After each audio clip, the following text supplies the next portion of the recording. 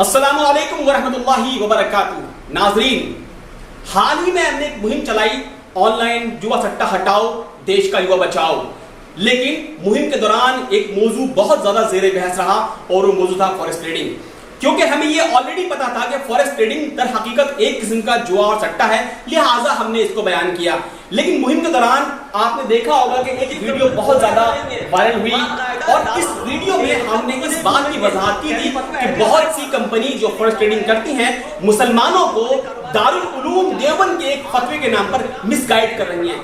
در حقیقت اس فتوے کا جو کنٹینٹ ہے اور جو کنٹیکسٹ ہے بالکل ڈیفرنٹ ہے. اس کے باوجود وہ فتویٰ اپنے آپ میں فوریکس ٹریڈنگ کو ناجائز قرار دینے کے لیے کافی ہے. لیکن جیسے ہی وہ ویڈیو وائرل ہوئی کافی لوگوں نے جو اس بزنس میں انوالو تھے اس بات پر اختلاف کرنا شروع کر دیا. ہمارے خلاف بہت سے پروپیگنڈے کرنے شروع کر دیے. کسی نے کہا یہ عالم نہیں، کسی نے کہا کہ فتوے میں کہاں لکھا ہوا ہے ڈائریکٹلی کہ فوریکس ٹریڈنگ حرام ہے.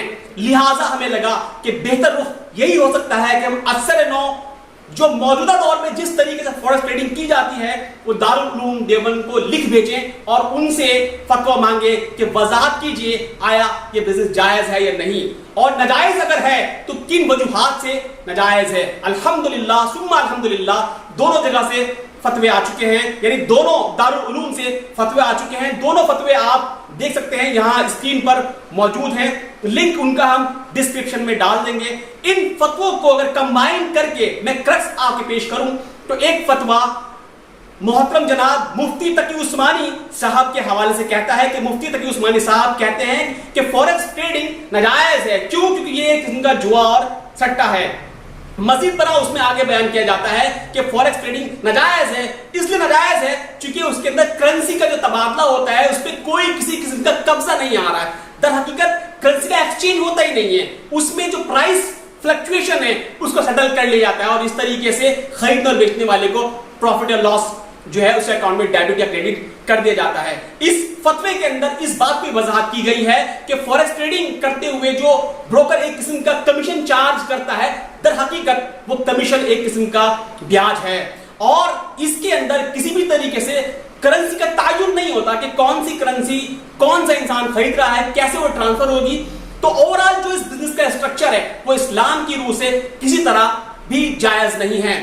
اس فتوے کے آ جانے کے بعد ان تمام مسلمانوں کے لیے کوئی موقع نہیں بچتا جو کنفیوژن میں فوریکس ٹریڈنگ کے بزنس میں انٹر کر گئے تھے. یہاں ہمارا خطاب ان لوگوں سے بالکل نہیں ہے جیسے کہ سماج کے اندر بہت سے لوگ ہیں جو قرآن میں واضح طور پر کہا گیا ہے کہ بیاج حرام ہے اور گویا کہ ایسا حرام ہے گویا کہ اللہ اور رسول جنگ کرنا. اس کے باوجود ہم دیکھتے ہیں کہ مسلمانوں میں ایسے لوگ موجود ہیں جو سماج میں حاجی نمازی کہے جاتے ہیں لیکن کھلے عام بیاج لیتے ہیں.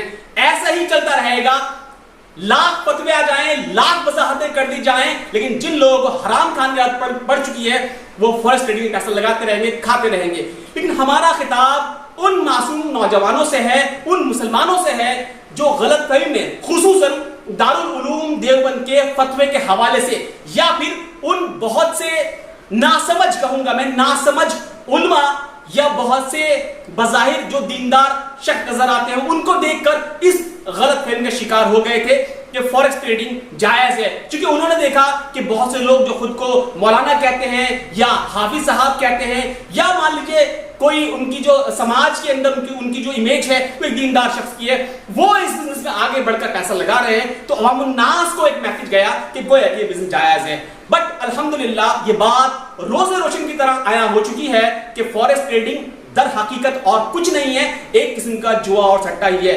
جزاکم اللہ خیر. امید ہے کہ آپ اس ویڈیو کو آگے شیئر کریں گے. اپنی زندگی میں اگر آپ حرام میں انٹر کر چکے ہیں تو اپنی زندگی میں اصلاح کریں گے. اس ویڈیو کو شیئر کر باقی تمام لوگوں کو اس بات کا پیغام دیں گے کہ یہ بزنس حرام ہے. آپ برائی روکیں گے، بھلائی پھیلائیں گے.